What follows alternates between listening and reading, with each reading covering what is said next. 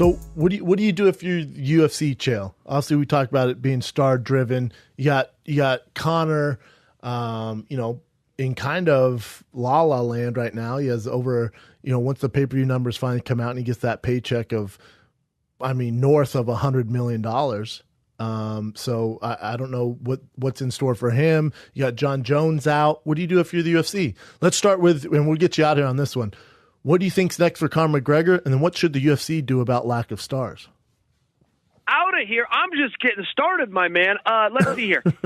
So first off with Conor, so many of us predicted, because again, we followed the golden rule. What would I do if I was in his shoes? So many of us predicted we'd never see Conor again. I think his check's going to look about $115 million. And with the taxes and the trainers and the man, he's going to walk with $50 million. And most of us would never see 50. He walks more than with that, that's Chael. his money. Go ahead. What? Hold on. He'll get a check for 115. I'm saying with taxes, with managers, with everything he's got to deal with, he's going to walk with about 50. Okay. It'll be north of that, but you get the point. I get you. Most people would never see the bottom of that pile of money. He will. Conor likes to spend more than making money. He likes to spend money.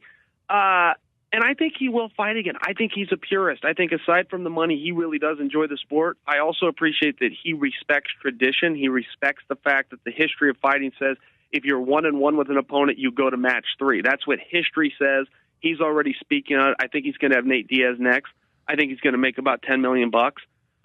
That's it. That's a fantastic number, but that's hard to do when you're making, you're leaving with 50 and all of a sudden you're going to leave with 6. But I think that he believes in it and he's going to do it. I'm starting to realize that with time. If you would have asked me a month ago, I'd say we're probably not going to see him again. But I don't think that's the case. I think he's the real deal, likes what he does, and is going to continue with it. This is my only thing with that, Chael, is when, and I agree, I think if he does fight in the UFC, which I do think is his next fight, and he fights Nate Diaz, that is the fight. I agree with you on that. I don't think you're going to see it as soon as we think, though, because there's no way that they can go, hey, Conor, yeah, thanks for doing that, man. We know you made north of $100 million. Now, here's the biggest pay-per-view of all time, you versus Nate. We're going to give you 10 mil. He's going to go, you're crazy. You know how much me and Nate can go to a boxing match in Dublin. I'll make twice that, at least. And Nate's going to make way more, too. And then the UFC goes, no, we get that. And now you got to wear Reebok. And they're paying you $100,000, too. He's going to laugh at that. There's no way you can confine him to the current contract that you have him under and expect him to headline this biggest pay-per-view of all time. There's just no way. So there has to be some dispute there. There's going to have to be some give on UFC's part, not too much give on Conor's part because he's steering the ship. So I just don't see how they get this done without giving him some sort of the most lucrative contract in UFC history. I just don't see how they're going to come to terms right now.